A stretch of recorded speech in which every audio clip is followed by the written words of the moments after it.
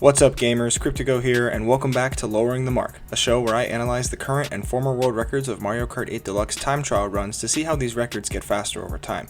We'll look at elements such as the loadout, racing lines, and mushroom usage to better understand what's bringing these times down. If you haven't already, please consider subscribing to my channel and hit the notification bell to be the first to know when my videos go live. For today's episode, we're going to take a look at one of the classics from the Mario Kart DS days, Cheep Cheep Beach at 150cc. On May 1st, 2017, the world record for this course was set at 1 minute 51.136 seconds by Luxembourg's own Jeff. On February 6, 2020, the world record was set at 1 minute 48.576 seconds by the Spanish player Alberto. That's a 2.5 second improvement and a 2.4% faster time. Let's meet the racers. Our former world record holder Jeff has only one world record tied to his name and hasn't spent any days holding at least world record. However, he is the only player from Luxembourg to ever hold a world record on any course in this game. Our current world record holder Alberto has broken over 200 world records across 35 unique courses and has spent over 800 days holding at least one world record. The powerhouse player from Spain also holds 14 current world records, tied with French player Army for the most current world records held. This world record has somewhat of a short-lived history. At pre-release, the record was in the 153 territory, and within a few days it would see 151 and then 150 by a healthy mix of Spanish, Canadian, and English players. After British player Xander put up his 150.4, French player Demon would carry the record through the low 150s and achieve the first 149 in the summer of 2017. Through the end of that year and midway through 2018, Demon would bring the time down to low 149 territory. Through the end of that year and into 2019, Japanese player Ome Mona would shave off those last few tenths and be the first player to go 148. Alberto would chime in there for a bit before Ome snatched the record back in June 2019. 2020 would see Alberto grab 7 world records in 9 days, almost as if he got bored one day and decided to go for a 148 mid.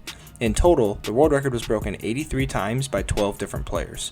Now both players pick the same kart and wheel choices but have different character and glider choices. Jeff goes with the combo of Bowser driving the Streetle kart, Asia roller wheels, and the Super Glider. Alberto does the same but with Roy behind the wheel and the Flower Glider. Let's just take a look at the completed loadout again. Jeff has the overall advantage on top speed, especially on the water, and even matches up with Alberto in the grip stat. Unfortunately for Jeff, Alberto has those half-point advantages in acceleration, handling, and mini-turbo stats that yield him a more optimized loadout for this course. Let's have a look at the race. This course features a nice calm stride through a private island where crabs want to hurt you and green shells track way better than they usually do for some reason. Pointless meme aside, we've got a slightly longer first section and 2 reasonably sized second and third sections.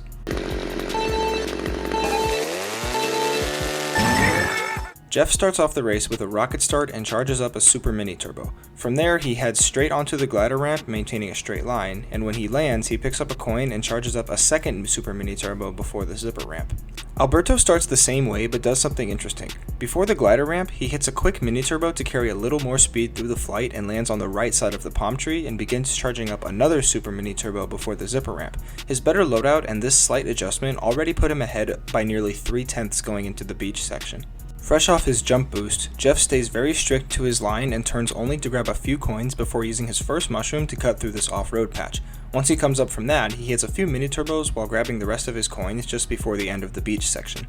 Alberto is built different though. When he lands the jump boost, he immediately starts chaining mini turbos while also picking up those same coins. He doesn't use his mushroom here as it allows him to chain the drifts better and keep it in reserve for a bigger cut later on. He does fall behind a little bit because of this and now only leads Jeff by less than 2/10 of a second. Jeff does just about what every normal person would probably do at this turn. He stays close to the inside and grabs an ultra mini turbo, then a super mini turbo along with 2 jump boosts to close out the first lap on that same straight line he started on. Alberto carries the speed from his mini turbo into a super mini turbo around the bend before using his mushroom to cut the mud patch and chains 2 more mini turbos before the same 2 jump boosts near the finish line. That cut alone probably added at least half a second to his lead, which is now almost at a second going into lap 2. Jeff uses the same approach he used on the first lap, stay on a tight line, carry speed efficiently, and just stick to the fundamentals of racing. Nothing really special to elaborate on here.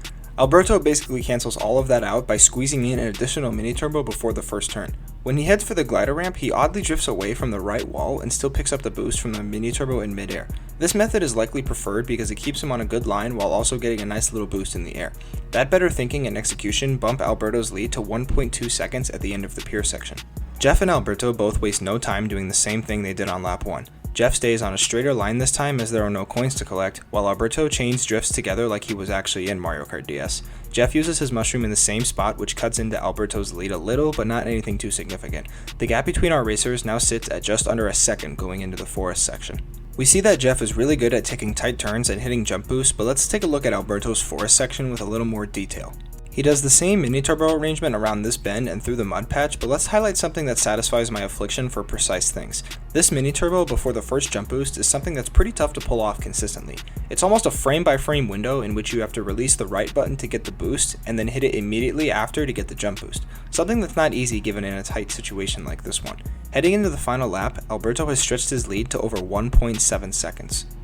The last lap is pretty much the same as lap 2, so let's just take a moment to appreciate these two runs. I won't ramble on about strats or a certain player's accolades. Instead, we can just take a break from the analysis and witness these two runs that highlight the evolution of this world record. It's crazy to see where we were in 2017 and how far we've come in 2020. Mario Kart time trials are such a wonderful part of the game because it showcases a player's ability to execute every action to near perfection, and I'm glad I get to analyze these and really understand the evolution of them. I have ran out of things to talk about, so let's just jump to the end of the oh, we're already here. Well, as you already know, Jeff just does Jeff things, and Alberto takes the mud cut and hits those last two jump boosts to come flying through the finish line and post a time that is 2.5 seconds faster than Jeff's former world record. So by pulling off multiple drift chains and carrying speed more in those tight areas, Alberto was able to keep bringing this world record down until he settled here at 148.5. He really gave those crabs and Cheep Cheep something to remember with that time. I've got a few questions for him and he gladly provided answers. Let's see what the champ had to say. What was going through your mind when you set this world record? I was satisfied because I got a good looking run with the new strats, but not much apart from that. It's not a bad run, but it's not a good one either. This track is just a bit inconsistent for me. Was there any particular strat that you introduced that helped bring this record down? A few days prior, Themo introduced a new strat for the gliders on laps 2 and 3. Instead of getting a mini turbo off the glider ramp with a right drift, you would do it with a left drift instead because you can fit an extra mini turbo before the boost ramp instead of just a super mini turbo. I also found a few new strats on my own a week earlier than the 0.5 run when I started playing the track, like the mini turbo super mini turbo before the shortcut instead of an ultra mini turbo. Within a span of 9 days, you broke this record 7 times. When you got the 0.5, were you satisfied or did you think you could have kept that streak going? It was an okay run, but I could have kept going. I was just lazy because I get bored of tracks easily, unfortunately. However, I may return there soon and maybe get a 148.4. Man, imagine getting bored of getting world records. Like, what even is... Oh, we're back. Yeah, great words from Alberto. Let's take a look at the best known splits. All 3 laps are from 3 different players, so everyone has a little piece of the best known time. It's interesting because none of these times fall within the worldwide top 10.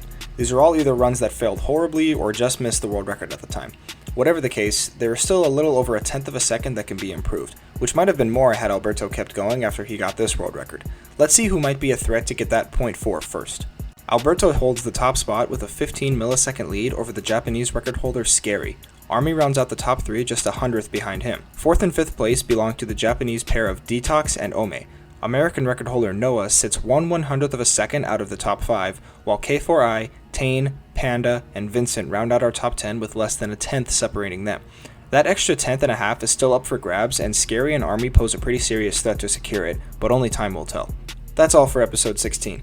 Thank you for sticking around to the end. If you enjoyed this video, like and share it with your friends and comment on which course you want me to analyze next. I'm moving courses around in my schedule to accommodate what you guys want, so feel free to drop any course, so long as it's in the game, and I'll move it up on the list. Don't forget to subscribe, and I'll see you guys in the next one.